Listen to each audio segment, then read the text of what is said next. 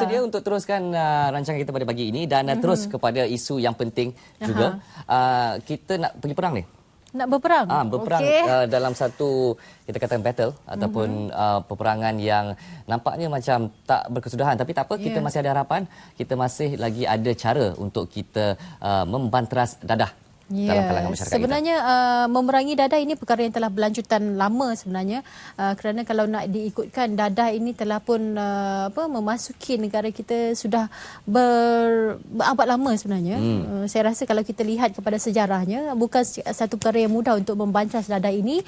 Malah pihak kerajaan juga telah melakukan pelbagai usaha untuk memastikan supaya najis dadah dapat dibanteras dengan sebaik mungkin, sehinggalah ke tahap hukuman yang seberat-beratnya kepada mereka yang terlibat dengan dadah. Tapi kita tengok kebelakangan ini banyak operasi yang dilakukan yang menunjukkan hasil yang sangat-sangat positif. Rampasan demi rampasan dilakukan. Mereka yang terlibat, sama ada mereka ni tokan ke ataupun toki besar ke, berjaya dikesan dan juga ditangkap. Dan terbaru semalam juga dikongsikan satu berita tentang penumpasan satu sindiket dadah ketamin. 101 kilogram kalau saya tak salah, dadah yang dirampas, lebih 7.07 juta ringgit nilainya. Macam mana tu bawa dadah 101 kilogram tu?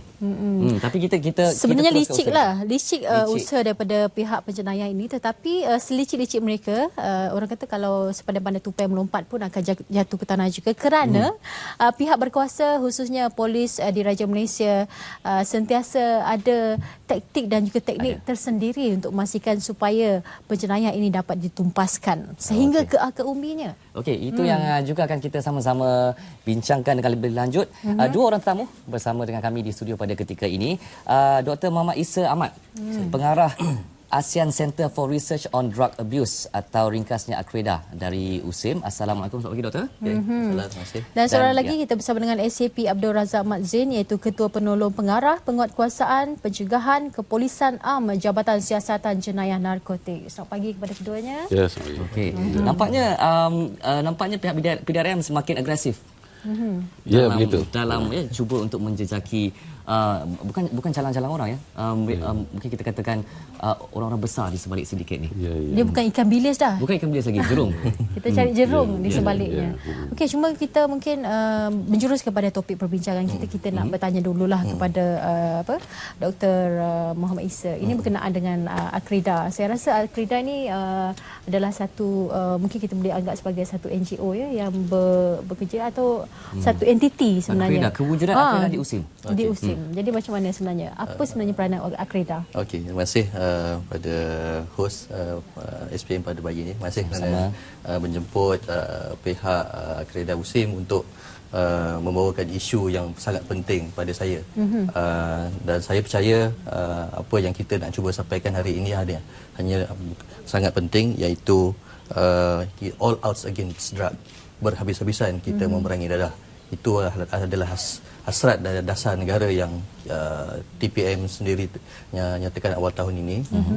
Dan kewujudan ASEAN Center for Research on Drug Abuse sejak 2010 lagi bertitik tolak kepada hasrat negara untuk melihat usaha mencegah, merawat dan juga memulihkan klien-klien dadah ini dapat ditangani dengan baik. Jadi pusat ini untuk rantau ASEAN ini Asia. Ini Asia. Okey. Jadi skop ataupun kawasan tu luas. Dan sebenarnya kita mempunyai hala tuju dari segi hala tuju sederhana dan jangka panjang. Yang mana di tahap pada 2016 ini kita mensasarkan supaya ACREDA ini boleh mencapai tahap sekurang-kurangnya pada tahap ASEAN. Dan insya-Allah pada 2020 dan ke 2025 kita mencapai tahap Asia secara keseluruhan. Dan kita dalam proses meluaskan jaringan kerjasama kita lah dengan pelbagai pihak. Baik, jadi alang-alang kita cerita tentang rantau ASEAN ni. Apa pandangan doktor tentang pendekatan yang diambil oleh Presiden Rodrigo Duterte di negaranya, di Filipina? So saya dalam hal ini saya bercakap tentang dari segi kelestarian proses dari segi pencegahan dan juga rawatan. Dan bercakap tentang dari segi dasar pencegahan itu merupakan satu usaha yang sangat perlu supaya agenda misi itu tercapai. Dan seharusnya selepas proses penangkapan ada kelestarian kesinambungan, bagaimana pengamal-pengamal membantu kerajaan dari segi membantu sama ada dari segi penagihnya ataupun dari segi yang dikatakan sebagai pengedar ataupun tokan atau sebagainya mengikuti program rawatan. Dan itu sebenarnya antara isu dan cabaran yang paling besar yang masih lagi pihak di luar sana banyak lagi stigma. Ramai yang katakan bila masing-masing menjalani proses rawatan dan pemulihan and then kembali semula relapse dan menyalahkan bahawa proses rawatan dan pemulihan tidak dapat dijalankan dengan sempurna. Padahal secara prinsipnya proses pemulihan ketagihan itu bukanlah satu proses one straightforward. Itu yang proses yang kita perlu faham secara umum.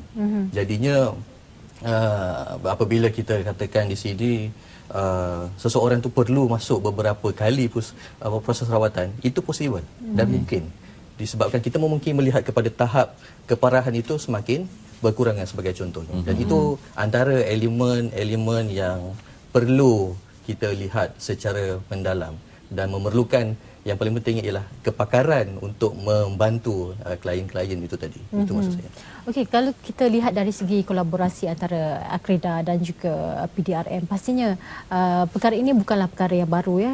PDRM sentiasa mengalu-alukan, saya rasa pihak yang ingin sama-sama berusaha untuk memastikan supaya jenayah ataupun perkara yang membabitkan najis data ini dapat dibantah dengan sebaiknya. Jadi dalam usaha ini bagaimana PDRM melihat kolaborasi ini? Ya, dalam hal ini pihak PDRM sebenarnya memang sedia bekerjasama dalam aspek kita pencegahan dadah yang akan dijalankan dalam penganjuran bersama PDRM dan USIM pada esok hari, selesa 25 hari bulan.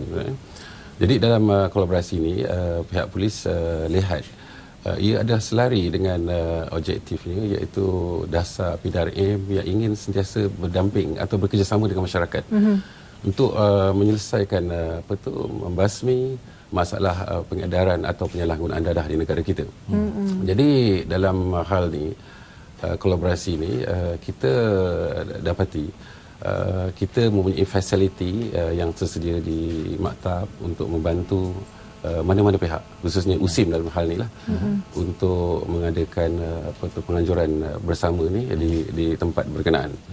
Selain tu kita lihat dengan adanya kolaborasi ni, dia berdasarkan kepakaran atau pandangan daripada pihak polis dan USIM dapat memberi impak kepada input-input baru yang dicapai untuk menyelesaikan masalah dadah negara ini. Okey. Ini penting juga kerana kalau kita lihat sindiket dadah juga ada kaitan dengan jenayah-jenayah lain. Ya, misalnya seperti kekerasan-kekerasan ya. Kita ambil contoh sindiket yang ditumpaskan ataupun sindiket dadah yang ditumpaskan dengan tertangkapnya 7 orang Jumaat lalu. Dengan dia perampasan 7 juta ringgit ketamin. Ada kaitan dengan geng 36. Perkara ini masih dalam siasatan pihak polis untuk makluman semua. Tetapi sebagai kita sedia maklum, pihak polis memang sentiasalah melipat gandakan usaha dia dalam membentras kegiatan pengedaran dan penyalahgunaan dadah dalam negara ini. Jadi saya percaya dengan tindakan bersama USIM dalam mengenal pasti masalah pencegahan kita akan dapat nampak lebih luas lagi. Ada perkara yang boleh diumumkan kepada khalayak. Ada perkara yang menjadi rahsia.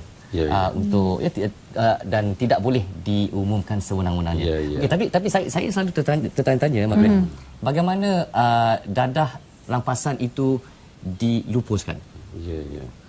Dalam perkara ini pihak polis melupuskan dadah ni selepas selesai satu penyiasatan dan pembicaraan dan mengikut peruntukan undang-undang yang telah ditetapkan.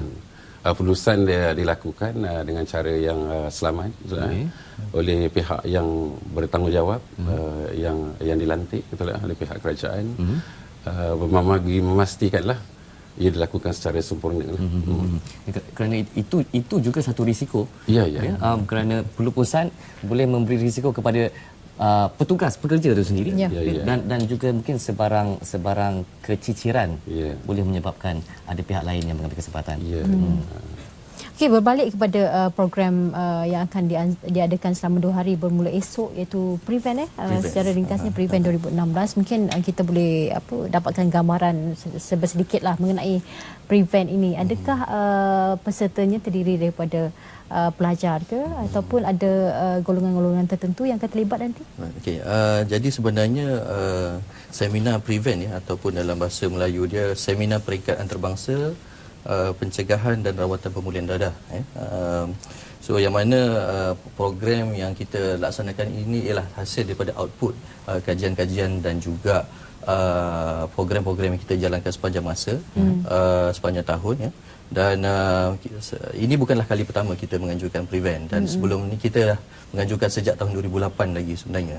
Dan ini tahun ketiga program ni kita anjurkan di peringkat antarabangsa.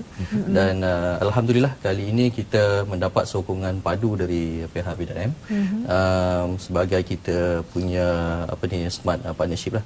Dan tema kita pada tahun ini kita memfokus kepada integrasi perkongsian pintar dalam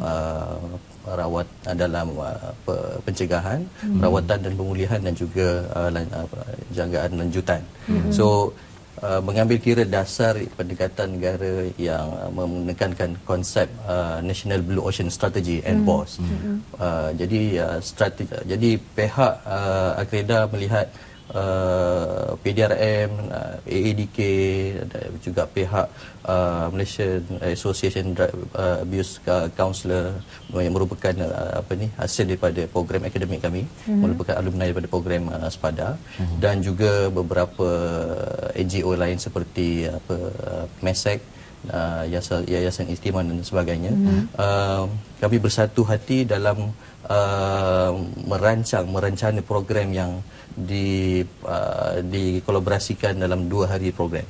Yang mana di dalam 2 hari program ini insya-Allah kita akan mendengar sendiri keynote daripada TPM sendiri insya-Allah, berkenaan dasar-dasar negara, dan juga ADK dia sendiri melihat bagaimana pendekatan all out against drug ini diketengahkan sebagai dasar kita. Dan di samping itu juga kita juga ada sesi-sesi plenary yang melibatkan sesi yang melibatkan daripada aspek NGO dan juga pihak-pihak NGO, pihak Kementerian Pendidikan dan sebagainya. Dan ini kita melihat isu permasalahan dadah ini tidak boleh dilihat secara in silo. Semua pihak terlibat ini memainkan peranan yang sangat penting. Dan itu yang sebenarnya hasrat kita nak cuba nyatakan dalam ini. Bentuk perkongsian pintar yang ideal. Kita melihat bahawa masalah dadah ini bukan satu masalah yang Akreda sahaja yang perlu hadapi ataupun PDRM sahaja.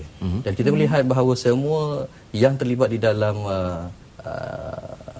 program ini adalah mereka yang committed untuk tampil dalam memberi peluang untuk bekerjasama. Dan saya percaya banyak lagi pihak sebenarnya yang kita boleh ketengahkan untuk kita memberi kolaborasi yang lebih baik supaya agenda itu dapat disampaikan dengan lebih berkesan itu. Jadi kalau kita lihat dari sudut keterbalikannya, pada cermin mungkin pantulannya, kita bekerjasama, memerlukan kerjasama semua pihak. Tetapi kita lihat di sebelah sana, mereka yang terlibat dalam sindiket ini juga ada payung-payung yang melindungi mereka, dan sindiket-sindiket ini bukan ada yang begitu besar. Ini melibatkan negara lain, antarabangsa, malah ada sindiket sedunia juga yang melindungi mereka. Jadi sebelah sini melawan sebelah sana. Itu cabaran, bagaimana bentuk cabaran itu perlu dihadapi, Tuan? Ya, pihak polis dalam mengambil tindakan dalam kegiatan pengedaran dan permasalahan dadah ni, especially dalam masalah dadah ni, kita bertindak melalui diberi tanggungjawab dan tugas kita melalui tugas-tugas perisikan. Bila kita menjalankan tugas perisikan, kita melakukan perancangan dan mengambil tindakan. Mengambil tindakan tidak mengira siapa dia, iaitu kita mengambil tindakan terhadap sindiket pengedaran dadah, dan melumpuhkan makam haram. Begitu juga melakukan tangkapan, melakukan serbuan di sasaran penagihan dadah. Jadi pihak polis kita tidak sahaja bertindak secara bersedia dalam kapasiti di negara ruang lingkup negara kita. Jadi masalah dadah ni kalau kita lihat memang masalah global, di mana kita sentiasa menjalin kerjasama dengan perangkat-perangkat penguatkuasa lain di antarabangsa yang sentiasa ada, dan banyak kejayaan-kejayaan yang telah dicapai hasil kerjasama dengan perangkat-perangkat penguatkuasa di negara-negara lain. Okey. Mungkin sebagai penutupnya sebelum kita akhiri perbualan ini, daripada pihak USIMNAS khususnya dengan penganjuran prevent ini, apa yang nak diangkat nanti apabila ia berakhir? Kita melihat bahawa hasrat penganjuran prevent ini bukan sekadar sesi kita berbincang di atas pentas sahaja, tetapi melihat kepada kajian-kajian dan juga dapatan-dapatan perkongsian ini dapat diterjemahkan kepada usaha yang lebih lestari dan juga ada kesinambungan yang itu di peringkat akar umbi.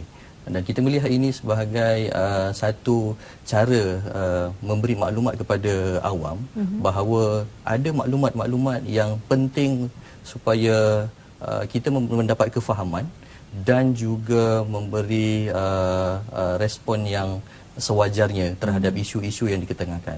Memandangkan isu yang kita hadapi bukanlah isu yang remeh, dan kita tahu isu ini adalah isu yang begitu lama, tetapi yang paling pentingnya ialah bagaimana kita memberi pendidikan dan juga penyertaan untuk program ini masih dibuka? Masih lagi dibuka pada semua, dan soalan tadi yang belum sempat saya jawab tadi, siapa yang boleh terlibat.